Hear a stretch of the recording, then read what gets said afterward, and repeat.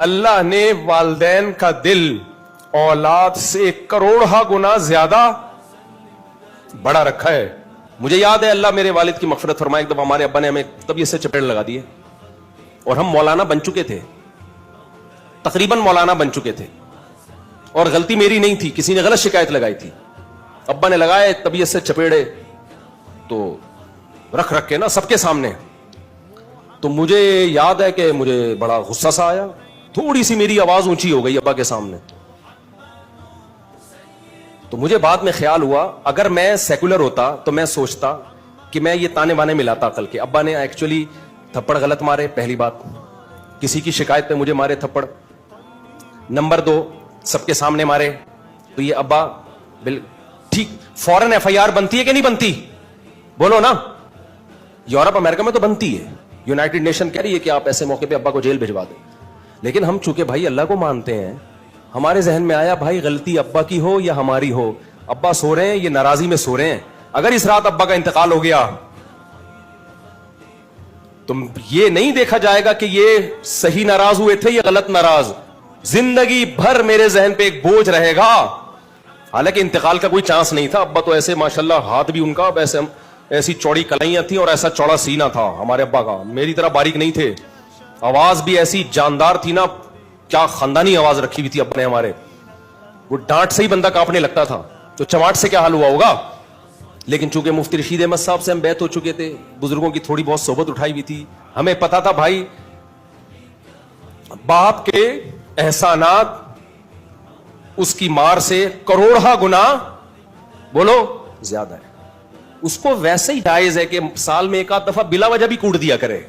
باپ ہے نا بھائی, دوست پہ ہاتھ اٹھانے سے پہلے سوچتا ہے کہ بنتا ہے کہ نہیں بنتا. باپ کو یہ رائٹ دو کہ ہر مہینے ایک دفعہ بلا وجہ تھپڑ تمہیں مار سکے, زیادہ نہیں کرے.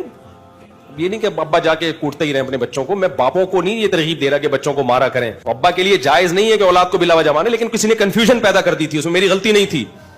کچھ لوگ ہوتے ہیں نا, ہم پگڑی پہن کے بیٹھے ہوئے تھے, ابا نے پھیل دیا میں سب کے سامنے, تھوڑی سی میری آواز اونچی ہوئی ہے, ہلکی سی. مجھے اتنی ندامت ہوئی ہے, میں نے رات کو اپنے والد کو سوتے ہوئے میں اٹھایا ہے. میں نے کہا صبح تک انتظار نہیں کروں گا, سوتے ہوئے میں اٹھایا ہے. اور سوتے ہوئے میں اٹھا کے ان سے معافی مانگی کہ دل صاف ہو جائے. غلطی نہیں تھی, اپنے اوپر ڈال دی, میری غلطی ہے, آئندہ نہیں, آئندہ شکایت کا موقع نہیں ملے گا. میرے والد اتنا خوش ہوئے, اتنی دعائیں دی ہیں. اللہ نے والدین کا دل اولاد سے کروڑہ گنا زیادہ بڑا رکھا ہے.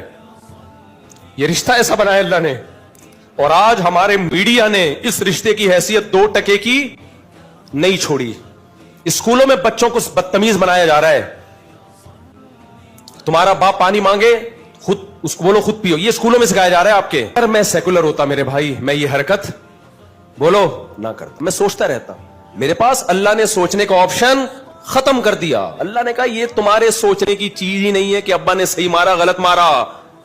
ووصینا الانسان, اللہ کہہ رہے میں آرڈر نہیں دے رہا, وصیت کر رہا ہوں. وصیت اسے کہتے ہیں جو مرتے ہوئے کر کے جاتا ہے انسان.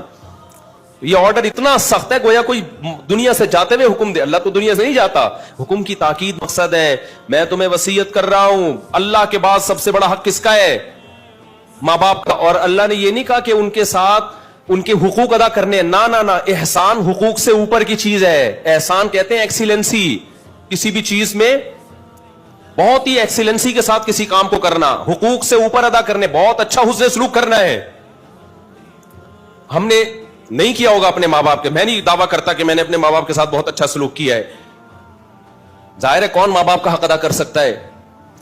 میں صرف یہ واقعہ یہ بتانے کے لیے بیان کر رہا ہوں میرے بھائی کہ آپ ایک طرف ہو جاؤ. اگر آپ اللہ کو اللہ مان لیتے ہو تو پھر ماں باپ کی خدمت آپشنل نہیں رہتی, اختیاری نہیں رہتی. آپ کو ان کے ساتھ حسن سلوک کرنا ہی کرنا ہے.